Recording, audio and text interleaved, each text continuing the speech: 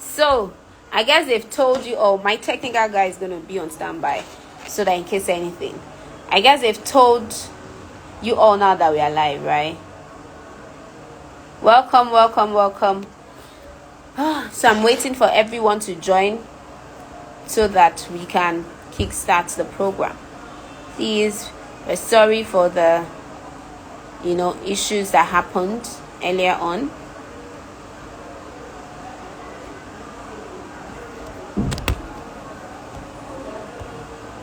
Okay, Precious, thank you very much. I've waved back at you. Thank you very much, Precious, for joining. Admin Kekere. All right. I'm waiting for Sign with Joy and every other person to join. K. My name remains. Okay.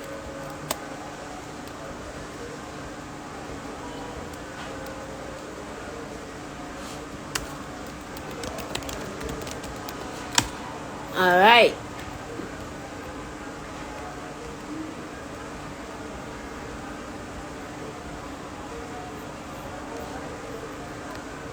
Okay, so Sign with Joy.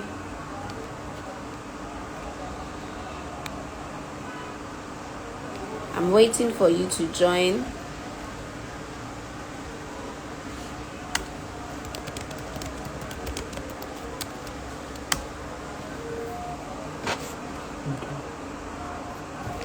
Okay, one person has sent.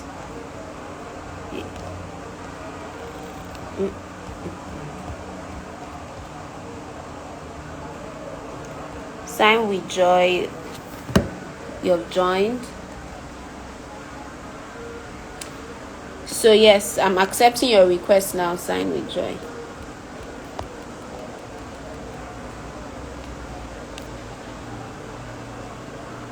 Yeah, I'm viewing your request.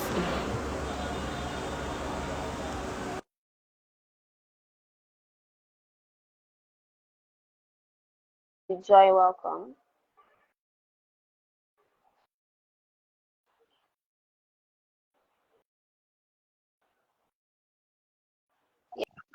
Yes, Sign with Joy. Thank you for joining once again. Welcome, ma. Thank you for having me. So someone has sent another request. Yeah, Sugar Girl. Thank you. Now I hope you accept. Hi. Technology is a Sugar Girl, can you hear me now?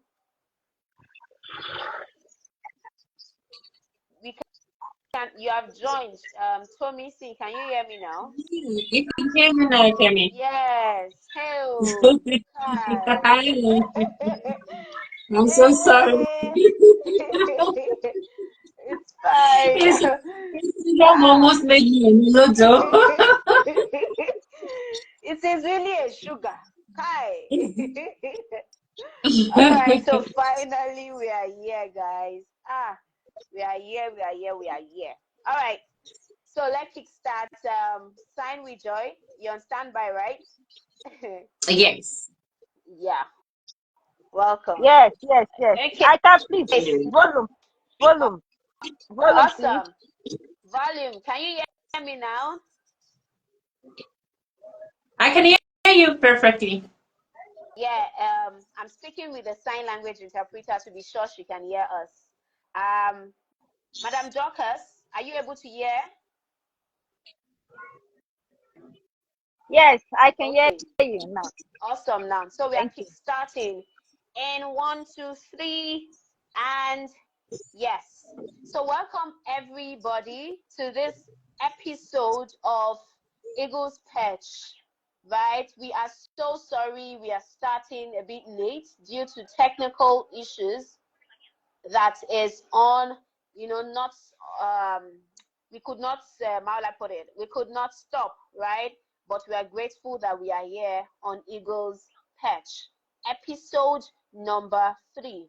I remain your one and only Oluwatomisin Adeyefa, On this patch, I am called the Queen of the Eagles because I fly everywhere, north, east, south, west, to bring you the best.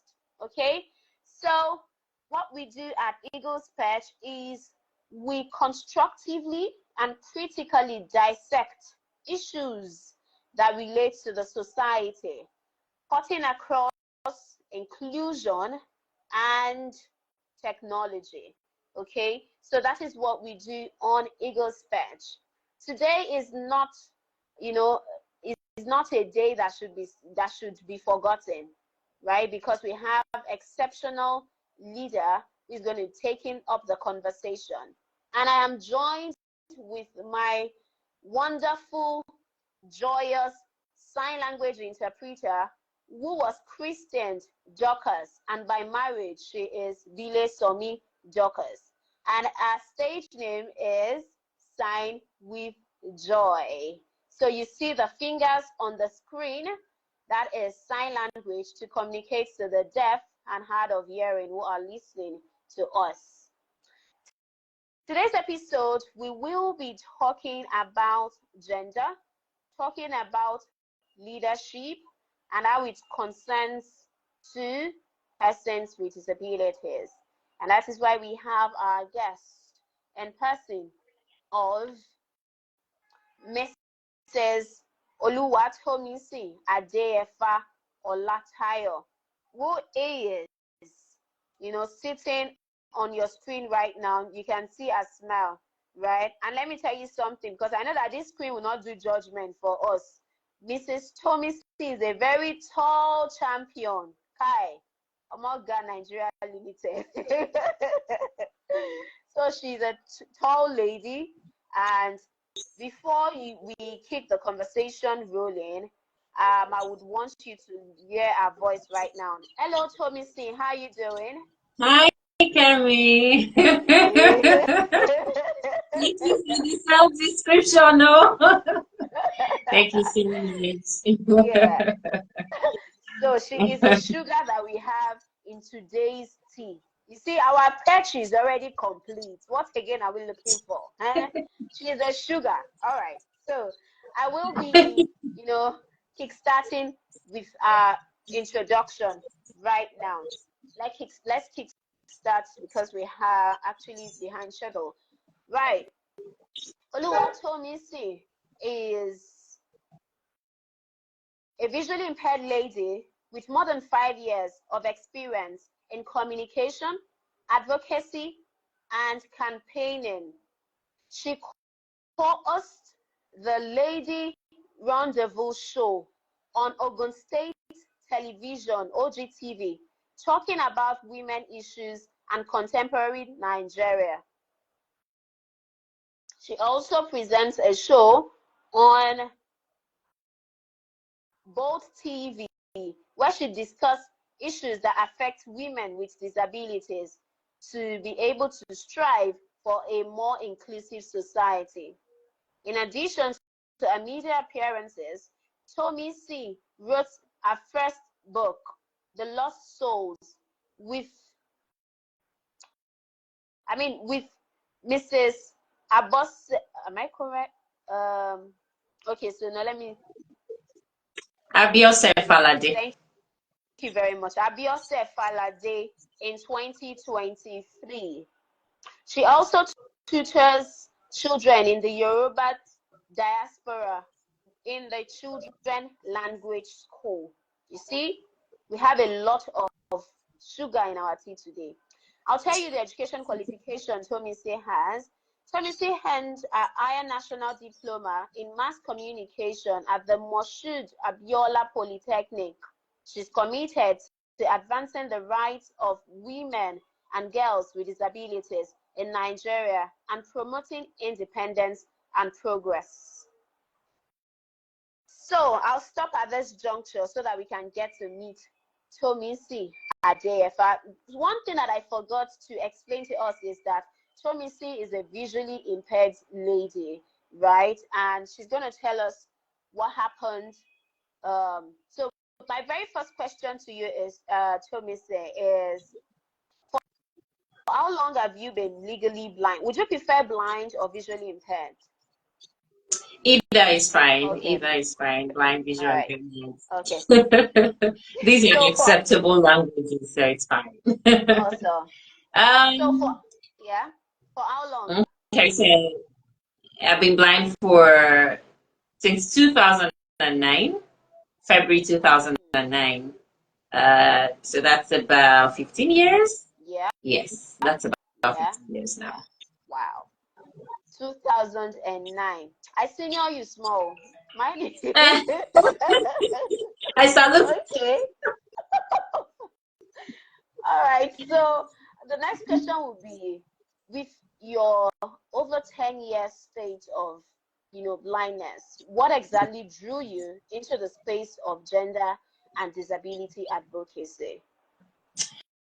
Okay, I would say what drew me are my personal experiences. These are, valuable to me. These are things that happened to me, not, other people's stories, not other people's experiences, but my own personal experiences of abuse, of violence, of discrimination as a woman with disability, of, gender biases as a woman with disability, as disability biases as well. So all of this put together informed my decision to advocate, because some of us are very eloquent, some of us are bold, some of us are confident, some of us can, say no and yes, and it would go that way. But how about the other over 18 million women with disability who cannot, who are vulnerable to a fault, who feel that the society has, defined them as this and that is who they are. So someone needs to ensure that these women also become a part of the society. They also are at that deliberation and decision making table that would affect their lives. So like I said, my own personal experiences brought me thus far. Awesome. Talking about personal experiences, you see, a lot of women with disabilities in Nigeria are prone to abuses. Like you said, we are very vulnerable, especially in a patriarchal society where the Mm, right of women is not championed. And with that, it begins to, lead to low self-esteem, lead mhm, to sexual and gender and, based violence. And at the end of mhm, it all, it could lead to suicide and death as well. So with this, mm, I recall in 2019, yes, when there was a mm, lot of fights for over 19, 20 years about the Disability Act, right, that should be mm, in Nigeria, which is currently right now running over 5 years now. And you see, that mhm, act is very silent about women. Is actually silent. mm, Not even because I'm trying to be very cautious. I'm saying very because I looked at the act and I'm not really sure I saw anything that, let's say, maybe a part or an article that expressly talks about women. Yes, mhm, we say a very big thank you to the then president who signed the, bill into law. And I know that there is a mm. lot to be done. So in this regard, what do you think? Because there is less concentration on women, marginalization when it comes to issues of maybe climate, Mm. environmental issues, youth, children. What can be done to create a mind shift? Well, I mean, one of the things that can be done to create a mind shift is one like you're doing now. I mean, sensitization, advocacy campaign, putting ourselves out there more, talking about our issues more, Hmm. shedding more light to these things more. So those are the things that can be done. And we have to be intentional about it. I was saying to someone yesterday, and I said, it's not enough when we say, oh, I am disability friendly. Oh, I want to be inclusive. But it's not just by the words of your mouth, it has to Hmm. come with action. So I was really happy when I came online and I saw the sign language interpreter. That is being intentional, Hmm. that is being deliberate about how you treat issues of inclusion. It's not enough to talk about women alone. How about women? How about the intersectionality of women? How about women of color, women of age, women with disabilities, women in rural areas, women in the urban areas?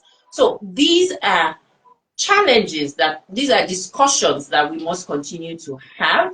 We must continue to push the agenda, and more women with disabilities need to speak more. We need to come together. That's one major thing that I think is also lacking among us. You find out that immediately you see a woman with disability trying to do certain things, that jealousy, that natural envy comes into play.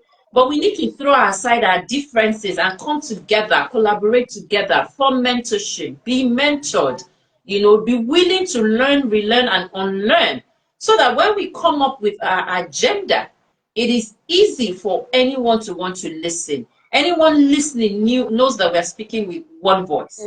They know we are speaking from a place of oneness, togetherness, unity, and development. So it is an intentional act. It is an intentional act from persons with disabilities, women with disabilities, women without disabilities, persons without disabilities. It has to be intentional and holistic. Like you talked about the Disability Act. I've also read that act from cover to cover, and I did not see where it's been, related to women with disabilities in particular. In fact, a lot of emphasis were on children. A lot of emphasis were on employment. No emphasis were on gender. And then when you look at it, according to the United Nations, for instance, they say 1 in 3 women throughout their lifetime have had one experience of SGBV, that's sexual and gender-based violence. Yeah. But when it comes to women with disabilities, that number is 10 times higher. So it means that it's like out of 100 women, and then you say about 18 of them have experienced. Imagine that 18 times 10, that's like 180 in 200 women. So it's a whole lot. It means that we suffer these abuses, we suffer violence, discrimination, stigmatization every day. Something happened earlier in the year when a news broke out of a former Ogun State governor's son who was discriminated against in the military. And I said, it went public. It got that attention because he was a public figure. Do you know the number of times I've had to go into an eatery and I'll be made to stand outside with the security when I'm there to spend my money? Do you understand? Do you know the number of times I've been denied access into buildings that I feel like I have something to do right there? Do you know the number of times I've been denied access to opportunities? So these are things we live with every day. You want to go out, people see you on the street and they're like, you shouldn't go out. What are you looking for up and down? They don't know it's a discrimination. But on their own part, they think they're sympathizing with you and feel you should be inside whatever it is you want to do, and you cannot get somebody to do it for you. You let it be. Do you know how many times I have been, chastised for dreaming, for daring to dream as a woman, let alone a woman with a disability? Do you understand? So these are things that we face every day, every day. And so we must be intentional about talking about it. We must always, push ourselves out there to say, yes, we are here. When you want to talk, you should talk about us too. Because of course, we are humans too. And when we have the right opportunity, the right environment, the right atmosphere, we do exploits. Trust me, we do exploits. Awesome. You see, this reminds me of a quote that says, I can be changed by what happened to me, but I refuse to be reduced by it. And this is the passion, the fire that Tomisin has started us with, us with on the segment today. Because, hey, she has been changed by transiting from a sighted community, right, into the space of visual impairment in 2009, but she has not allowed that visual impairment to do what? To limit her. And she has actually answered the next question I wanted to ask. right, about, the stereotypes. Now, let's be specific now. As a woman with visual impairment, what are those? Can you give us examples of the few stereotypical, attitudes that you've faced as a woman with visual impairment that you've encountered, and how has it impacted your personal journey or your personal development journey in advocacy? When I got blind in 2009, I was about to go into the university, and so it felt like my life was over. But I just kept telling myself that I would go back to school. I want to study, I want to learn, I want to be educated. And I remember back then, I would hear people say, hey, what are you looking for up and down? You should be home. Don't worry. Thank God your mom has a job. She will cater for you. And then in their whispers, I could hear it loud and clear. In their whispers, hey, who will now marry her? Bye. Do you know? So these are some of the stereotypes you face. You go out to, I've had an experience. I mean, this was last year. Yeah, this was last year. I went in for this job interview at a very popular in Ogun State. I did the written interview with my keyboard and my devices. I did it. I aced it. I went in for the oral interview. Whoever was interviewing me at the time was impressed. And then it was time for me to get the job. And then my disability came in. And, they kept asking me, how would I survive? Okay, at some point they said they were going to give me a program that would air at night. I didn't mind because I wanted the job at the time. I wanted to be on air. I wanted something that would put food on my table. I said, okay, if you're going to give me a night shift, it's fine by me. They said, no, how would they leave a visually impaired person alone in the studio? And in my mind, I'm like, I live in a 2-bedroom apartment. Nobody lives there with me. And so managing at a studio, one small studio, will not be a problem. It just requires me getting adapted to my environment. Kemi, let me boldly tell you that I still did not get that job on the stereotype that I was a woman with disability. How would I cope? Even though I qualify for that job. So these are some of the stereotypes. I remember during my pregnancy, when I go for antenatal clinics, people stare at me. People are looking at it like, hey. And in my mind, I'm like, is it my eyes that I am pregnant in?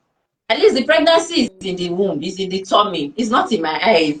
And so I remember one of my matrons on this fateful day, she had to, caution a woman that, why are you looking at her like that? She's pregnant, not sick. She has a disability. She's not sick. So these are some of the cultural biases. People look at you and they're like, you shouldn't be doing this. You shouldn't be going out. You shouldn't be dreaming. You shouldn't want to. You shouldn't want to say, I mean, sometimes I feel like people think that something good should not come to you because you are with a disability. At the point you have the disability, that should just be the end of your life. And so it comes a lot with so many biases, so many prejudices, so many stereotypes, negative ones that you need to be in the mind of some people when they are relating with you before you know that, hey, this is real. So it's quite, I can go on and on and on and give you examples. You are in a bus, a public bus, for instance. You are holding your tea fare. The driver and conductor are whispering, collect your money from that woman. Collect your money. I don't want to story you. Because they assume that as a person with disability, you probably don't have money. So these are things that, and when you eventually give them the money, I remember when I just got blind, some of them would undergive you your change, your balance. I remember back then when I go out, these people would take money from me. They sometimes when I give them maybe 500 and they would say, I've given them 200. I just got blind at the time. I didn't learn. I didn't know how it worked. And so when they say I'm giving them 200 and they just give me maybe 15 naira, at some point I felt, are they trying to test if I could see or not? So it's a whole lot for a person with a disability in an environment like ours. Yes, that is actually, I collaborate with what you said, Tomisi, and what came to my mind is that I'm just wondering, I think, don't you think it's high time we begin to learn martial arts? Because hey, I'm doing judo. Because I'm just wondering, especially the conductor. There's this lady of mine, right, a friend of mine that people know in the community, Ayobami Ido. Shout out to her and whoever knows her. She is a wrestler. When it comes to the community, you see, you can I go don't want to. to be where Ayobami is being confrontational. I don't want to be there. Ayobami can strangle a driver because of you want to discriminate or cheat her. No, Ayobami will not have it. I remember then we used to be judokas together and all that. Shout Yeah, out to you Ayobami, know, but some that's of just us have their funny. charisma, but I mean, for me, I don't like to get confrontational, right? I mean, Yeah, I yeah, just I would get. shout and scream my head off. And in the end, sometimes, you have people on your side. And sometimes the same people on your side are the ones advising you that don't go out again. No, Yeah. so that people will not be cheating you. It's all So cool. it's So a let's just problem on a going lighter with note, it. guys. So please, you guys, it's getting interesting and hotter because we just finished the layer segment, the layer corner of Eagles Perch. We're moving on to the Eagles corner right now, where we get it real, where we talk about issues that are happening today and how to go about it. So in case you have any question, please drop it in the comment section, the Q&A session. We'll dive into that in a bit. Okay, let me just shout out to everyone who has joined us. Please, I don't want to murder your name, but hey, furniture, I think I see something like that. Prince Born Victorious. Hey, please allow me to shout out to this guy. He's a CEO of Evergreen Construction Limited. He is doing well. All right, so everybody who has joined, I'll give a shout out to everyone. I'll check in the list afterwards. So let's move on to the Eagles corner right now. And the very first question we have here is talking about, because when we say Eagle, we stand at Eagles Perch for leaders, right? It stands for leadership. What have been your triumphs? What has been your pains, your challenges, and how do you want to use this current situation to move on? So our very first question would be, what is your approach to leadership? Can you share your experience? When it comes to leadership, can you share experience as a fresh Mandela Washington fellow? So it's like a two-in-one question. Okay, let me start with my experience as fresh. we are calling ourselves the recent Okay. fellows. Although people like to tease us with the fact that we are now old fellows, we are now a part of the community. But 2024 is still here. And so the application process for 2025 is not out yet. So we can still, take our shine and shine our shine as a recent fellow of the Mandela Washington Fellowship. In Nigeria, of the 55 of us who went to the United States of America for this fellowship, which was sponsored by the U.S. State Department, I was a part of it, and I was the only visually impaired person. We had other, disability groups. We had physically challenged. We had persons with albinism, but I was the only visually impaired person. And I had my institute at the University of Maryland, Baltimore County, where I had the opportunity to meet with 24 other incredible fellows from across Africa, 21 countries. We were together for 6 weeks at our institute, observing institute programming, being together, cooking together, learning together, sharing personal experiences, crying together, laughing together, bonding, and all of that. And it was a beautiful experience. Before we proceeded to the nation's capital, which is in DC, for our summit. And that was another amazing experience where 700 of us, came in from all our institutes across America. And then we were together for the summit with the alumni group, with so many policymakers, policy shakers as well, because these are not just policy makers, these are policy shakers. And in the end of it all, we all got a copy of a letter written to us by former President Barack Obama and Vice President Kamala Harris, congratulating us, apart from our certificate, to say, oh, you've come this far, 10 years Mandela Washington Fellowship, 10 years the Young African Leader Initiative has been breeding leaders from across Africa. And I feel so excited. I mean, it's a once in a lifetime experience that I have, to have met these people, to have been in spaces where these people are. It's a whole lot of shared learning for me. It's a whole lot of networking, connection, relationships for me. And going forward, it's going to come in handy for my personal and professional life, because I mean, I've been I've been exposed to resources, I've been exposed to opportunities, I've been exposed to people that matter, I've been exposed to people that can be there for you, whether they are your family or not, whether they are from your country, from your continent or not. These are people who don't care what you are, but they care about what you do, how you impact lives, and what is expected of you. They care about growing you as a leader. They are not individualistic. And so being exposed to all of these things has helped to,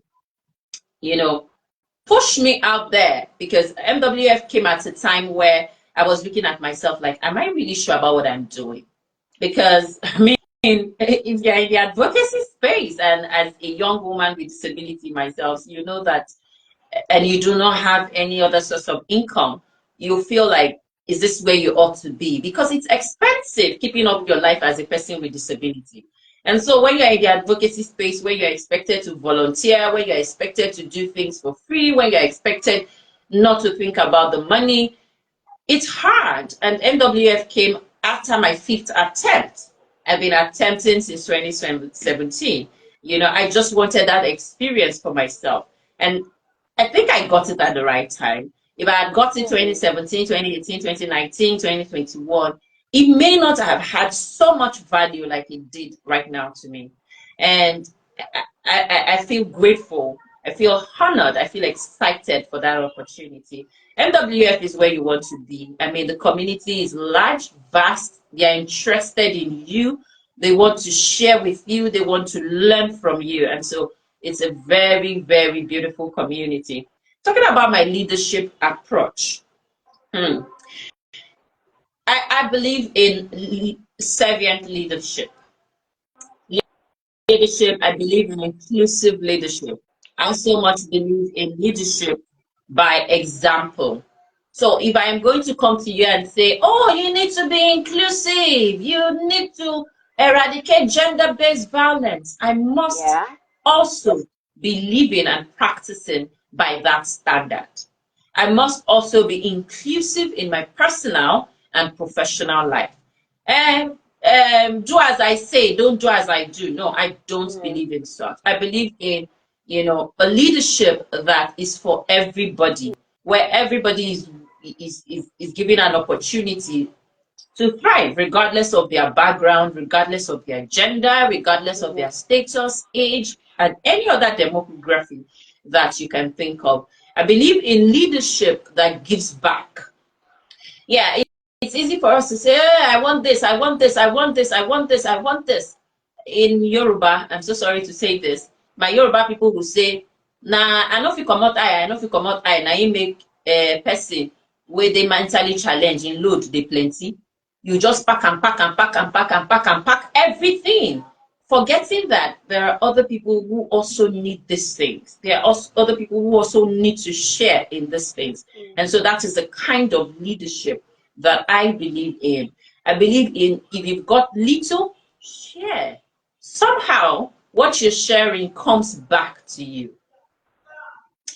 It also helps to improve you as a leader. And I believe in advocacy. I believe in communication. In fact, I remember, during one of our institute's programming, we call it CLC. And I mean, we had done some exercise to test for our strength. And my strength, my number one strength came back as communication. I felt like, oh, wow, really? So I believe in talking. I believe in dialogue. I believe in having conversation. I believe in, sharing information. I believe in doing what I need to do to ensure that we are on the same page. So that is the kind of leader that I am. Awesome. Awesome and awesome. Yes. I'm sure even if you didn't tell us your strengths, people listening to us will be like, wow, this lady sounds so Is nice. that evident, Abby? Wow. Okay. So let's move on before I say another thing. Now, the next question will be on, you talk about you were in DC talking about policy makers, policy shakers, and it was an experience for you. So I wanted to ask, prior to now, have you been or have you worked on any policies that has addressed the needs of women with disabilities or persons with disability in general, maybe before your Mandela process? Have you worked on any? Yes, yes, yes. Okay. Okay, so I'm a member of the Nigerian Association for the Blind. Also, Okay. well, not of for the blind, of the blind, because I mean we are blind persons governing ourselves right there. So it's the Okay. Nigerian Association of the Blind. I'm also a member of the Joint National Association of Persons with Disabilities in Ogun State. And I remember in 2016, 2017, I was a part of a coalition, fourth part, Federation of Disabilities platform, where we all came together, civil society groups, and I was the public relations officer of that group, to say that we need a disability law in Ogun State. We worked together with the State House of Assembly, with the Ministry of Justice, other civil society, the Ministry of Women Affairs and Social Development at the time. It was the administration of former Governor Ibikunle Amosun when we started the campaign, and then we with other non-governmental organizations that had the interest of disability and inclusion at heart. And like I said, I was the public relations officer, so I was more like the communication room of the coalition at the time. And yeah, we did our best at the time to come up with a bill that was passed by the State House of Assembly. We did our best. In fact, at some point, I was at a town hall meeting, which was organized by the then governor, Amusu, and I asked him the question that, excuse me, sir, our bill is pending for ascension. What are you doing about it? And he was at that forum, he said that he had signed it into law, even though till date, we still have not seen a copy. But trust me, I mean, prior to this time, we've been trying to also see how we can resuscitate that bill or the law, because the governor said he has assented to it. Some ministers are of the opinion that it's a bogus law, it's a dirty law. I mean, I've never heard of that word before. So if it is dirty, let us wash it and clean it up. So efforts are ongoing in that direction as well to ensure that, oh, okay, it's a dirty law. Let's see how we can clean it up and have a disability law in Ogun State. We are next to Lagos. Lagos has something called the Special People's Law. So, I mean, if we are next to Lagos, why not? If not, I mean, why don't we have provisions? Why don't we have an office or a department that would cater specifically to the needs of persons with disabilities in Ogun State? Why don't we have, a voice to speak for us in places that matter? See, I'm a part of any initiative like that anytime, any day, because I just want comfort. I want the best for my community of persons with disabilities. Trust me, if the community is better, it will be better for me too, because I would enjoy. I'll walk into a place and not be discriminated against. I want opportunities and get it swiftly, regardless of my disability. So it's a win-win situation for every one of us. And yeah, I did that 2016, 2017, 2018, and I'm still doing that because I'm still having talks with some of these organizations to see how we can, resuscitate that bill. If we're going back to the House of Assembly, what do we do to make it clean? Because I mean, the Ministry of Justice is insisting that the governor couldn't have, assented to a dirty law. Whatever that means, they understand better. But we are making efforts to ensure that, yes, we go back to our drawing table and then we see what we can do. This is a call out, a clarion call to the Ogun State government in Nigeria to please, please, please, please. It's a pity actually. It is my state, Alare. Please let's ensure that persons with disabilities are enjoying same rights, equal rights. Please, Ejebure, I know you are not a WOS, but please let's ensure that persons with disabilities can enjoy same rights as every other peers in other states in Nigeria. If Nigeria, as one of the states that ratified the United Nations on the Convention of the Right of Persons with Disabilities, can domesticate it, that we can see in the National Disability Prohibition Act 2019, why is a state, right, not following suit? So please, Let me also add this to it. I mean, let me use this platform to also do this. So before I traveled, I was introduced to Ogun women on maternal health, and we were looking for a way to collaborate with the Ogun State government on ensuring the risk of maternal death.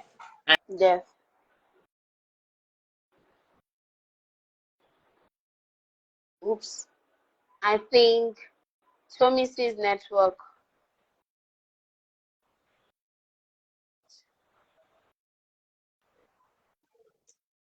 Can you? Yes, I can hear you.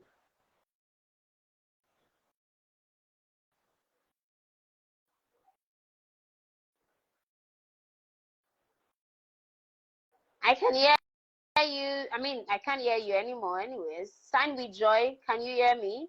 Let me be sure it's not my network. Yes, I can hear you. Okay, you can hear me. Oh, can you hear me now? Yes, we can hear you now. She's back. Oh, thank you. All right, thank you. And at one of such meetings, we were privileged to be in conversation with the executive secretary of the Ogun State Primary Health Board, Primary Health Center Board, and things like that. And we were talking about access for women with disabilities to these health facilities. And I shared an experience that I have with them. I'm bold. And so when I walk into an hospital and then I see the discrimination there, I'm quick to spot it and I'm quick to put a stop to it. And so we were just having these conversations. And then he said, some of these things that they do are from Abuja. And so they may not be able to expressly include us in the health insurance scheme and all of that, and this and that, because it has to come from high ups. And so if we want to make a case, we should go to Abuja. And this calls for concern for me, because I mean, I am not situated in Abuja. I want to enjoy free primary health care or affordable primary health care where I live. I want to be able to get pregnant as a woman with disability and walk into any government hospital and be attended to like a woman. Yeah. I don't want anybody staring at me like and asking questions like, oh, so you people used to get pregnant. I don't want that. I don't want to be afraid to go to these facilities. I don't want to go there and be stranded because, I mean, the hospitals are built high up and my wheelchair cannot get there. So these are things that, you know, should, like.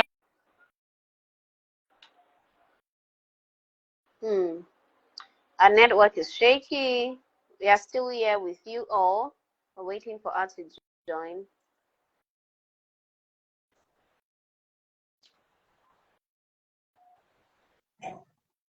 Yes, we can hear you, Tomisin. Oh, okay. And I was saying that day that we're not asking you to build new structures. We are just saying that make existing structures inclusive and accessible.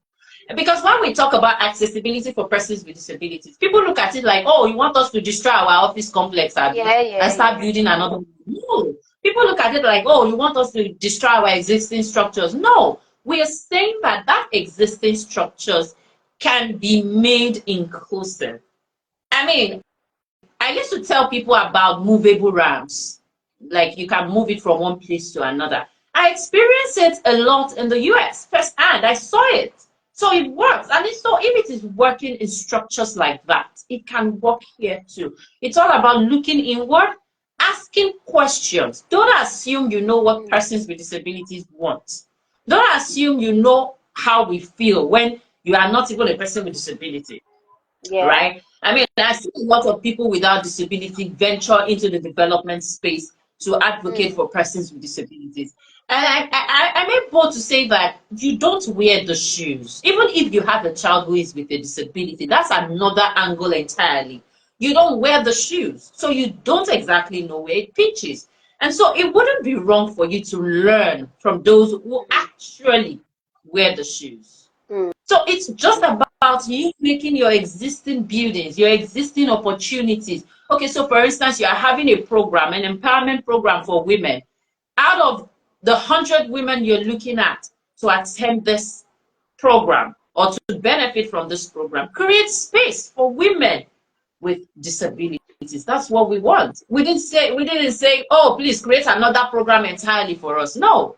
Just make your existing programs, your existing structures, your existing whatever, make it inclusive and accessible.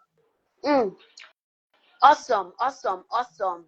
The your mother's school fees money did not go to waste. That's actually very, very interesting. It's really nice to tell you that. I don't know how you got to know, because that was the next question I wanted to ask you about the employment space. When we talk about the national, disability law, right, for persons with disabilities, and it says 5% of, in part 6 of that law, talks about the employment space, right? And it says 5% of the workforce should be made, inclusive of persons with disability. So this means if you have about 100 workers, right, 5% of that 100 workers, that's just about, 5, right, of these persons should be persons with disabilities. And we are not saying you should just go out there and put them, carry the people that are beggars. Yes, I'm being frank here. Say because the law says no. There are a lot of qualified persons with disability out there who needs this job to feed. Okay, put them, accept them when they come in for interview. Make the spaces accessible. That's actually another conversation, but I tell you that it is very, very doable. You don't need to spend millions of naira, right, to even include persons with disabilities in your organization. I give you an example. Talking about, the interview process, or you might be wondering, oh, how do I then even, I've been hearing about this law for a long time. How do I make sure that persons with disability come into my organization? Very, very simple. If you have an open role, you have a vacancy, in your advertisement process, very simple. Persons with disabilities are encouraged to apply, because I tell you that a lot of persons with disability, yeah, a lot of persons with disability have applied for several roles, and there is this very primary notion that the disability is the major thing that the person is not employed. But when there is a flyer or an advert that says we encourage applications for persons with disabilities, it would interest that person to apply. And when the person sails through the interview process, you can ask, what is your need priority? How do we make sure that the interview process is accessible? If it's a deaf person, ask, do you need a sign language interpreter? I tell you, it's not just assumption. Do not assume. Not all deaf persons know how to sign or understand sign language. Likewise, blind persons, not all blind persons can read and write in Braille. So simply ask them, what is your need? What do you need to make this process smooth? And I tell you, it would be very easy for them to do what? Answer you and tell you what they need. Some deaf persons are very cool with closed captioning.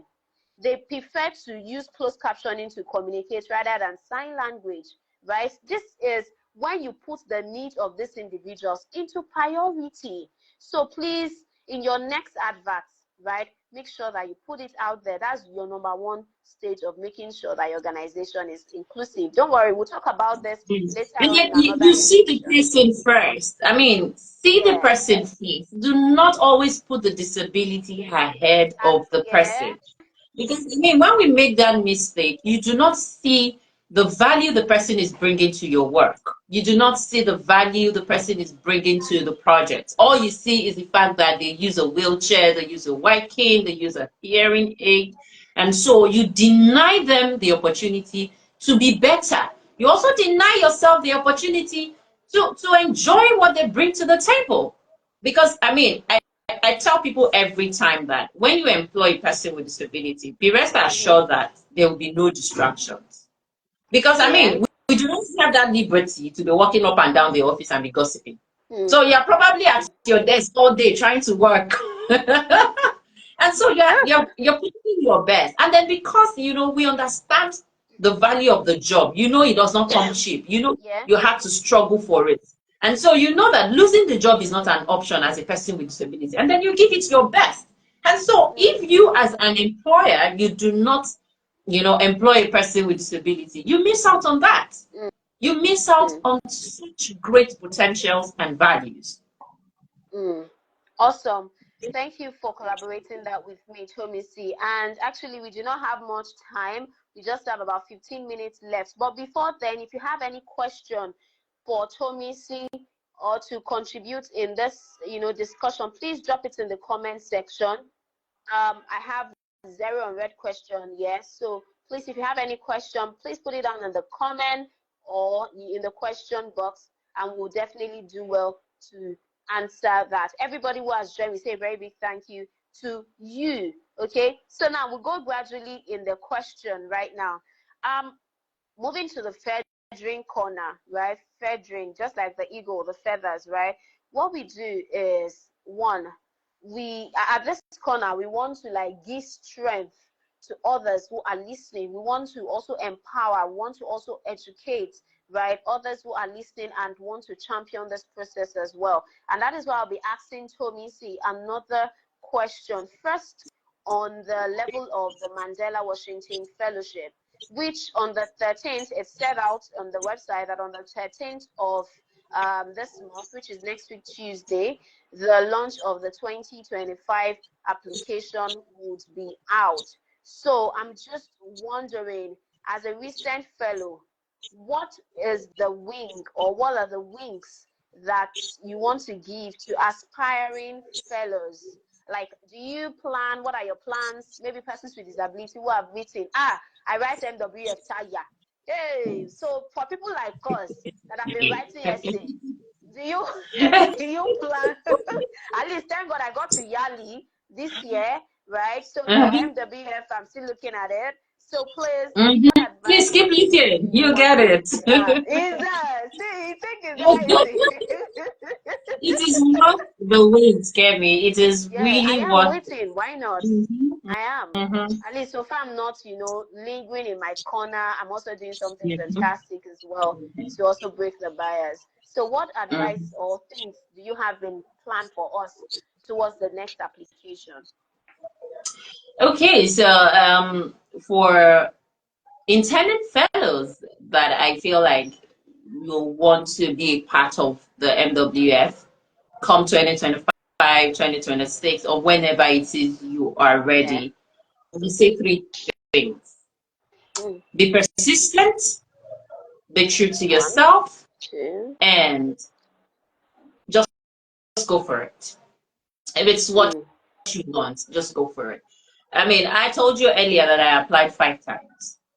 I got it in 2022. I was to travel in 2023. I couldn't travel because I just had my baby and I had to defer. And so I traveled in 2024, and it was worth the 5 times of writing those essays, of going through the application process.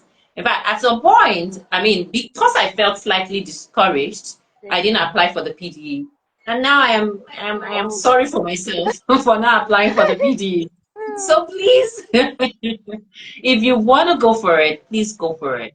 Be persistent. Be persistent. Don't give up on yourself. Don't give up on your dreams. Don't give up on what you do.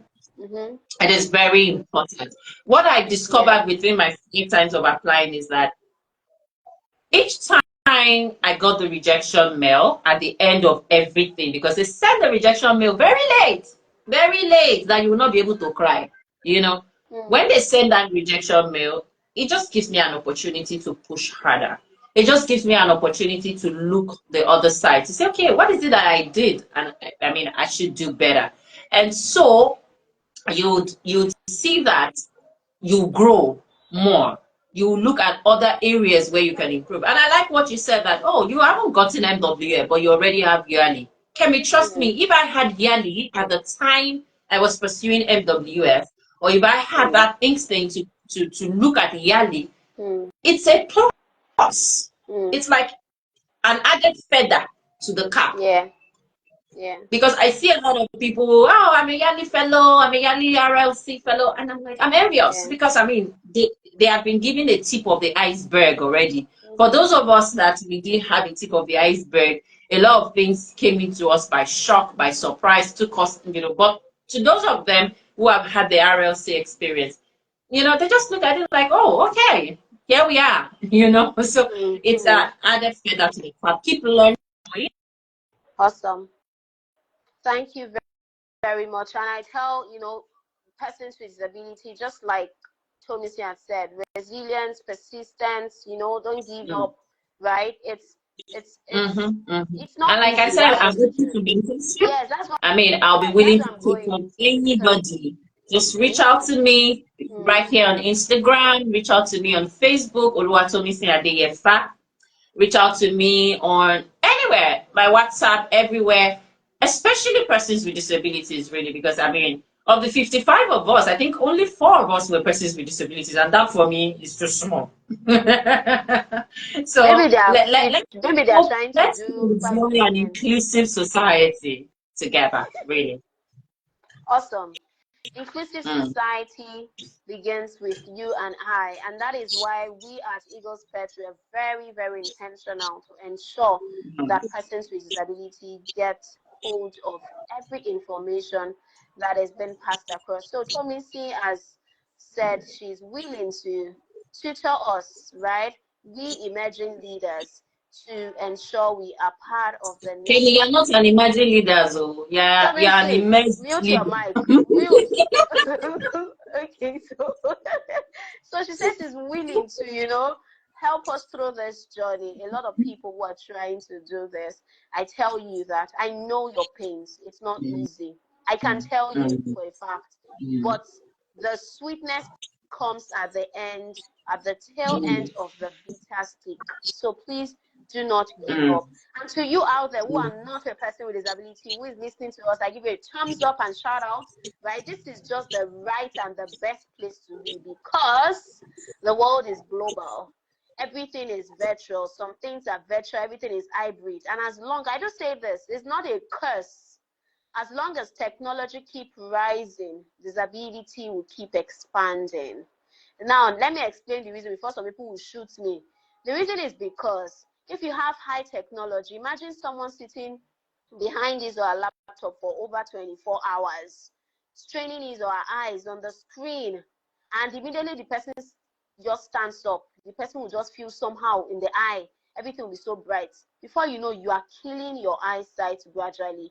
And maybe after 10 years, you now realize that you cannot really see, not knowing that you've been endangering your eyesight, right? So please, this is the best way to know the considerable inclusive way to ensure that no one is left behind. Okay, so at this juncture, Tomisin has really done well, and we have no time per se. We'll just be wrapping up, but before we wind down, I would like to say, in case you are wondering how you can contribute, or you have an organization, or you just want us, okay, to come talk about inclusion, you want us to talk about diversity, you want to converse with us on better ways to ensure that your immediate community is inclusive of persons with disability, or you have a sister, brother, friend who is having an impairment, or a colleague who has a child with an impairment and yet do not know the way to go about it, we are open here at Eagles Perch to guide you appropriately to the right place and the right processes to ensure that these individuals are not left behind. You can send a direct message to me On Instagram, I am _Radio Eagle, or I'll drop a WhatsApp number where you can reach us. Please do that and reach out to us. +234, that's a Nigerian code, okay? So I'll roll out the number. +234 70 3886 7390. It's +234 70 3886 7390. So please do well to reach out to us. And to everyone who wants to go on this journey of being a leader, especially for the upcoming Mandela Washington Fellowship application, Tomisi is here. Tomisi, can you roll out your reachable contacts, maybe social media handles and all that, where people can reach out to review their essays and all that? Okay, so my WhatsApp number, +234, that's still the Nigerian code, 7036339628.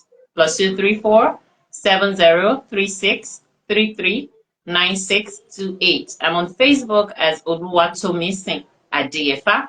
I'm on X, formerly Twitter, as your radio_bestie. Here on Instagram, I'm sugargirl_Tomisin. On LinkedIn, I'm Oluwatomisin Adeyefa. So Yes. on TikTok as well, if you prefer TikTok, and Popular Abilities on TikTok. Awesome. Thank you very much. But I would not allow you to go if I do not ask this question that has been lingering, right? You belong to the visually impaired community, and you know, there's this quote rather, or a notion that says blind people go to school a lot, but when it comes to employment, they are least employed. What do you think? Well, I'm a living example. Okay, so again, I was having this conversation with my mom, and I said, if I have my way, I don't want to apply for jobs anymore. I am tired. I am tired. I mean, you put out a beautiful CV. Everybody looks at it, oh wow, they call you for an interview. You go for the interview, and at that point, you wow the interview panel, and then they just don't call you back. And when you try to reach out to say what's going to say, we don't know what to do. You have a disability. We don't know how to cope. Even the government, I remember, you know, when you were talking about the quota for employment in organizations, including government agencies, how many of these government agencies, or how many of this government, when they put out this employment opportunity, consider that quota really in the real sense of it for persons with disabilities? So you have to struggle for everything employment wise. But we are not giving up. That's one thing I can assure you. I mean, no retreat, no surrender. No surrender. It means that we just continue to do what we have to do. We'll just continue to grow. You need to see my CV now. It's about 4 pages. So basically, you know, lots of online courses, soft skills, trying to improve myself, get certificated, you know, do what I feel like persons without disabilities are doing so that I can have access to those opportunities. So I am a living testimony to that. And I'm just hoping for a better future, really, where we don't have to always want to prove ourselves. You know, we don't have to always want to be under that pressure of, oh, I just need to outshine. I just need to, you know, push and pull and push and pull, because it's exhausting if you really look at it. Because you look at what your counterparts without disabilities are bringing to the table, and you're like, I can do better.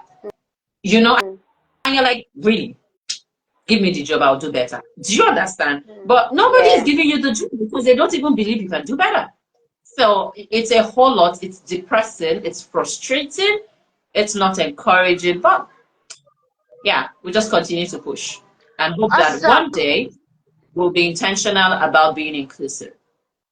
Wow, we will be intentional one day. And I'm going to be signing off with this quote that says, because you really said a lot right? I'm just trying to do a summary of what we've said so far. We've had Oluwatomisin Adeyefa, who is a recent Mandela Washington Fellowship, right? And she is a gender and disability right advocate. In case you're wondering what has she said so far, don't go too much. Just rewind, don't worry. Rewind this interview because it's going to go recorded and share across social media so that you get to know more about it. And it has been nice talking to her, talking from the angle of her personal experience to a global, going to the United States, coming back to Nigeria, hitting on the policies of Nigeria, and right now looking at this, landscape of persons with disabilities. So it's been nice talking to you, and I would leave us with this quote that says, I would not be another flower picked for my beauty to die. Rather, I would be wild and difficult to find, also impossible to forget. It's very easy for people to pick flowers, sniff it, and oh, it's smelling nice. But no, I would not just be that flowers that you just sniff and trash, but I would be very thick, hard, wild, difficult to find, and even impossible to forget. And that is why I am the queen of the eagles, the one and only, your royal flyness. No other person can fly with royalty like I do. And that is why we have eagles on this perch, like Mrs. Oluwatomisin Adeyefa. And this is the juncture where we say we crown you as an eagle. Yay! Thank Clap. you. Thank All right. you. I need a crown with pride. Thank you. All right. So thank you very much as well to our Thank sign you, language Kenny. interpreter. I love what you Yeah. do. I am Thank impressed. you. And Thank like I said, you. you are not an emerging leader, please. You are an emerged leader. Thank you very much. So we say very Thank thank you you. to our Thank you sign for language having me. interpreter who has Yeah, thank you to the seen. GS Joy. Thank Yes, you. yes. Sign with joy. Thank you very much for Thank joining you. us. And to all our Until viewers, thank you so mhm. much. Thank you. Thank you very much to everyone who has joined us. Thank you, thank you, thank you. And join us next week, Saturday, 4 p.m. is the time. The dial is Instagram Live. And don't forget to reach out to me where you can possibly do that. Please reach out to me on +234-703-886-7390. Until then, remain an eagle and keep flying above the sky. Thank you and bye. Bye. Thank you, Tommy C. Thank you, Kevin. Okay.